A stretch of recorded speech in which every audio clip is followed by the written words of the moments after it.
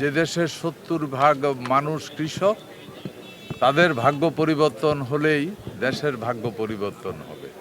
তাদের অর্থনীতি পরিবর্তন হলেই দেশের অর্থনীতি পরিবর্তন হবে। যে কারণে মাননীয় প্রধানমন্ত্রী, এটা শুধুই মাত্র ওনার চিন্তার একটা ফসল, এটা মাননীয় প্রধানমন্ত্রীর নিজের চিন্তার একটা ফসল, যে কৃষকের যেন উৎপাদন থেকে বিক্রয় পর্যন্ত কৃষক যেন প্রতিটা ক্ষেত্রে তার পণ্যের ন্যায্য মূল্য এবং ন্যায্য অধিকার পায়। এই কারণেই এই কৃষক কার্ড চালু করা হয়েছে। সো কালকের দিনটা ঐতিহাসিক দুই অর্থে, এক, বছরের প্রথম দিন এবং বাংলাদেশের প্রথম কৃষি কার্ড যে চালু হতে যাচ্ছে, এটা এই টাঙ্গাইলেই আনুষ্ঠানিকভাবে মাননীয় প্রধানমন্ত্রী উদ্বোধন করবেন।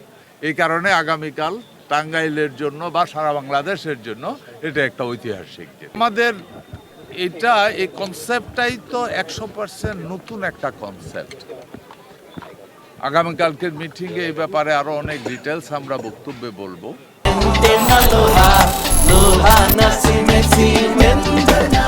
এখন যেটা হচ্ছে, আমাদের 11টা ব্লকে, এক একটা ইউনিয়নে 3টা ব্লক আছে। সারা বাংলাদেশের বেছে বেছে 11টা ব্লকে এই প্রোগ্রাম কার্ড দেওয়া শুরু হবে। এটাকে আমরা বলি ফ্রি পাইলটিং।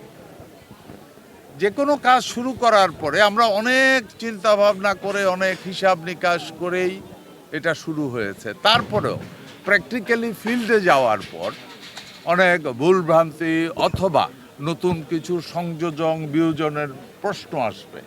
এটার জন্য প্রথম সারা বাংলাদেশে এই টাঙ্গাইল সহ 11টা পয়েন্টে ফ্রি পাইলটিং শুরু হবে। তারপরে গিয়ে পাইলটিং হবে, তারপরে গিয়ে